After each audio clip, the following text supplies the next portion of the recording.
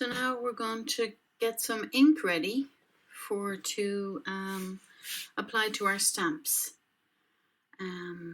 So what I use is some old metal trays that are very easy to clean and very easy to roll up the ink.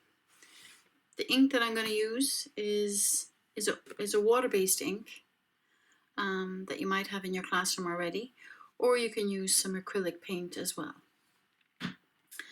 So what you're going to do is you're going to just pour out a little bit into the tray,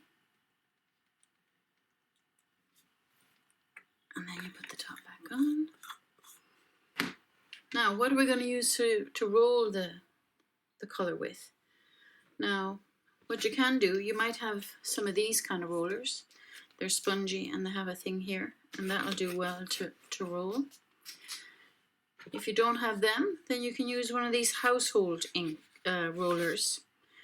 They're a small little thing, spongy again, and you can roll it out with that.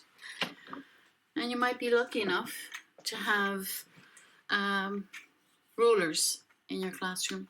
So this is what you would use the rollers for, to roll out the ink. So I'm going to use the roller for the moment. And when you're rolling out the ink, you need to get the ink to be in a nice smooth kind of state. So when it's like this, there's just too much ink. So you need to get your roller full of the ink, and then you're going to roll here and roll across this way until you have a nice even film. Okay, so that's going to be your yellow. I'm going to put that over there. And each tray should have each color with each roller as well. So this is my red. I'm going to roll it out.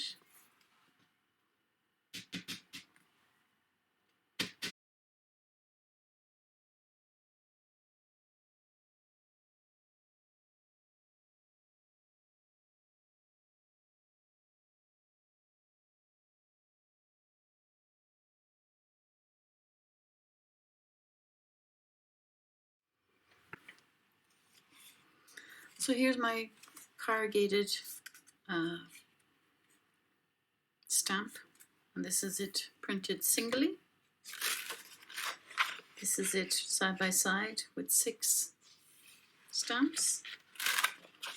This is it with 4, and then moved the plate around so that you can see different angles of it.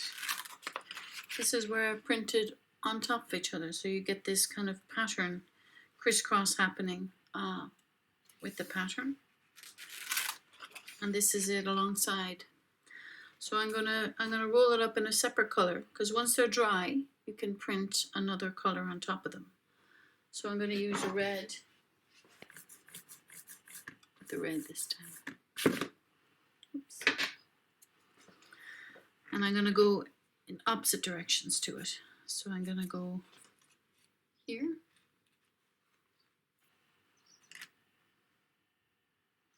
And here.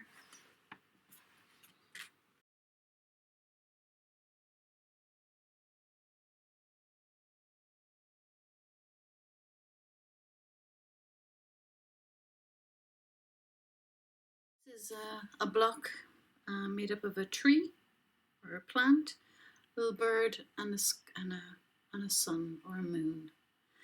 So I've inked it up with my red roller across the surface of it,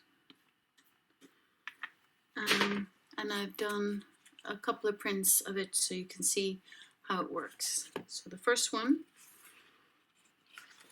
I printed it up singly, so just the once. The next one, I printed it up twice, changing the angle of it, so printing it one side and then switching it over, so we get 2. I then printed on top of each other, so to create a kind of a random type pattern. And again, I did another one here, And we're going to do the same again. So I'm going to show you how to do that. So we're going to ink up our ruler, and we're just going to place it down.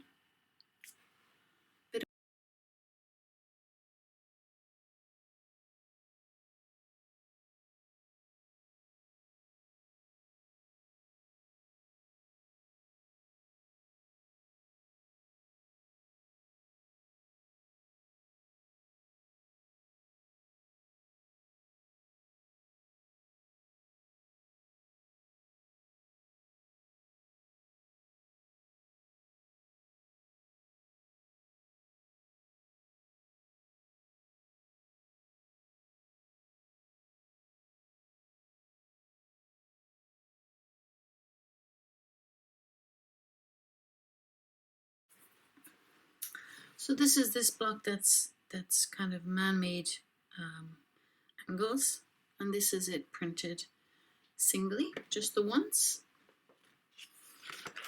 This is it printed alongside itself. This is it printed in a nice row, so kind of has a uniformity to it. This is it printed moving the block around, which I think is quite nice. So we're going to do something just like that. So I'm just going to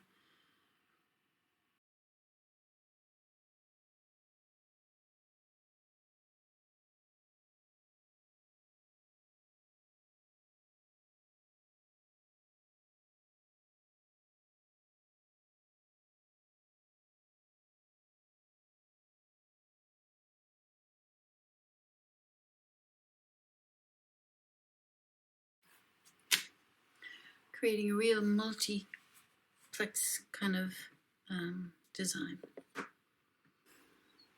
So here's where I have one piece on my jewelry box, and this is it printed on its own. This is what's going to make up the flowers. So if you multiple print them on top of each other, then you can get this really nice flower kind of impression. So I'm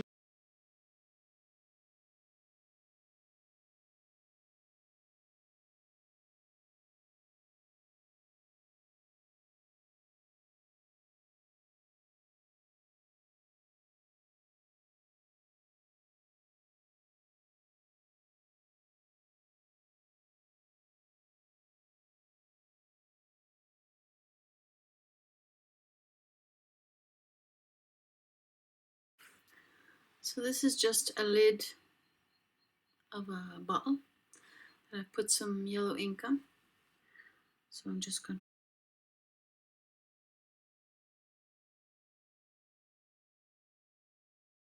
to rubber, and we can put some ink on that to get some nice designs.